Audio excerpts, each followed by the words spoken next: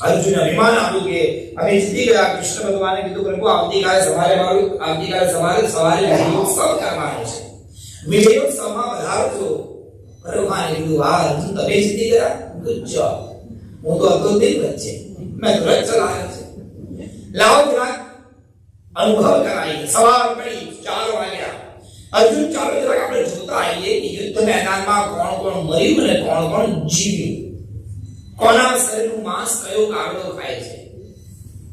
સવારના પરમાં કૃષ્ણ ભગવાન અર્જુનને લઈ અને જે રણ મેદાનમાં યુદ્ધ થયું તે રણ મેદાનમાં ચાલતા નીકળ્યા. ચારે બાજુ લોહીની નદી વહે અને કેટલા મરેલા મરદાઓ પડ્યા હતા. કોઈનું માથું નથી, કોઈના હાથ નથી, કોઈના પગ નથી. હાથી ઘોડા બધા મરેલા પડ્યા છે. ભયંકર ચિત્ર વિચિત્ર આખા રણ મેદાનનું સ્વરૂપ. એમાંથી નીકળતા કૃષ્ણ ભગવાનનું પેલું પીતાંબર એક ઘંટ પડ્યો હતો. એ ઘંટની ઉપર આમ પડ્યું અને ભગવાને આમ ખેંચ્યું તો ઘંટ આડું પડ્યું. એમાંથી 4 પક્ષીના બચ્ચા ચી કરતા નીકળ્યા અને ઉડતું એક પક્ષી આવ્યું ને દ્વારકાધીશના ખભા પર બેસી ગયું અને કાનમાં કીધું થેન્ક યુ પ્રભુ, તમારો ખૂબ આભાર.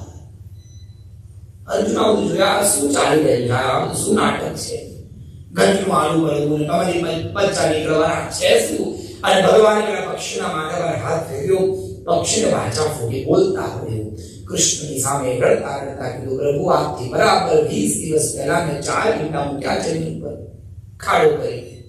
મનમાં સપના સેવ્યા કે 4 ઈંડા મૂક્યા છે, 5 પાથરીને બેસીશ, મારા બાળકોને સીવીશ અને 18 દિવસ પછી આ ઈંડામાંથી મારા બાળકો આવશે, એની માટે સુંદર માળો બનાવીશ, મારા બાળકોને મોટા કરીશ. આવું વિચારતા 4 ઈંડા મારાથી મુકાયા. જ્યાં ઈંડા મૂક્યા આકાશમાં હવાની ડમરી ઉડી ઉપર જઈને જોયું તો ખબર એક બાજુ પાંડવ પક્ષ ને એક બાજુ કૌરવ પક્ષ. મોટા મોટા હાથી ઘોડા પાંડવો આટલું મોટું સૈન્ય અને બરાબર વચ્ચે જમીનમાં પડેલા આ 4 ઈંડા. મારી છાતી ફાટી પ્રભુ, કોણ બચાવશે મારા બાળકોને આ ઈંડાને. ગભરાઈ ગયું પણ મારી પાસે કોઈ રસ્તો નહોતો. પેલા ઝાડની ડાળી પર બેસી આંખમાં આંસુ પડતા જય દ્વારકાધીશ, જય દ્વારકાધીશ, જય દ્વારકાધીશ બોલ્યા કરું. હે દ્વારકાધીશ, તારી એવી કૃપા થઈ. રથના પૈડે હાથીઓ દોડ્યા, ઘોડા દોડ્યા, શંખ વાગ્યા, મહાભારતનું યુદ્ધ થયું. ભગવાન મારી બરાબર નજર તમારી પર હતી. મેં જોયું કે તમે ચાબુક મારતા હતા ઘોડાને, પણ ભગવાન તમારાથી ચાબુક છૂટી ગઈ અને તમારા હાથમાંથી જે ચાબુક છૂટી એ બાજુમાં ચાલતા હાથીના ગળા ઉપર લાગી. ગળામાં લગાડેલો ઘંટ તૂટ્યો અને બરાબર 4 ઈંડાની ઉપર આવી અને ઘંટ પડી. નજર હટી ગઈ તમારા પરથી, નજર ગઈ પેલા ઘંટ પર. ભગવાન આ ઘંટ કોઈ હલાવે નહીં. 18 દિવસ થયા ભગવાન. હાથીઓ દોડ્યા, ઘોડા દોડ્યા, ઘંટ એમ છે. 18 દિવસ થઈ ગયા, બાળકો નીકળી ગયા અને મારી છાતી ફાટી. હવે કોણ આવશે? બધા મરેલા પડ્યા છે. કોણ બચાવશે? મારા બાળકોનો જન્મ થઈ ચૂક્યો છે. હવે કોણ આ વજનદાર ઘંટને હલાવશે? કોણ એને બહાર કાઢશે? પાછા દ્વારકાધીશ આયા. જય દ્વારકાધીશ, જય દ્વારકાધીશ. પ્રભુ આજનો સવારનો સૂરજ ઉગ્યો અને સામેથી તમે આવતા દેખાયા. કેવી રીતે કહું પણ ભગવાન તમે તો બધું જાણો છો. તમારા પીળા પીતાંબરની એનું પણ પીળો પીતાંબર એ ઘંટ ઉપર અડ્યું. ઘંટ આમ આડો પડ્યો અને જો કેશવ મારા 4 દીકરા હેમ ખેમ છે. હે કૃષ્ણ, આવા ભયંકર યુદ્ધ મેદાનમાં મારા બાળકને બચાવનાર તારા સિવાય બીજું કોઈ છે? હે કૃષ્ણ, તમે સર્વસ્વ છો. આમ કરી ચરણોમાં આંસુનું ટીપું પાડ્યું.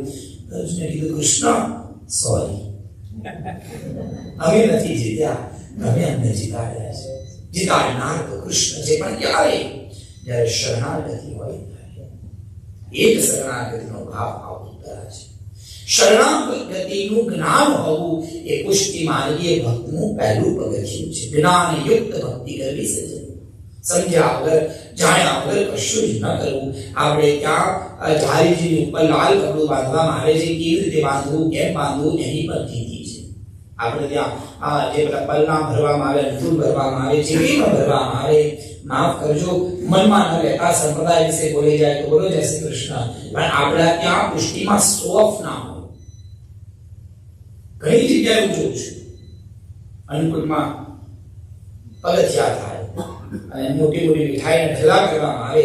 ધેટ્સ નોટ એક દુકાન થોડી છે કે આમ કંદોઈની મીઠાઈ જેમ મીઠાઈ ભરવામાં આવે. ના, આપણે ત્યાં તો આ છાવડીમાં સામગ્રી ધરી અને જેમ ગિરિરાજ પર્વતની તળેટીમાં જે પ્રમાણે સામગ્રી સજવામાં આવે, આપણે ત્યાં અનુકૂળ એ રીતે ધરવામાં આવે. અને એક વસ્તુ પર આપણે ઠાકોરજીની દ્રષ્ટિ જોવી જોઈએ.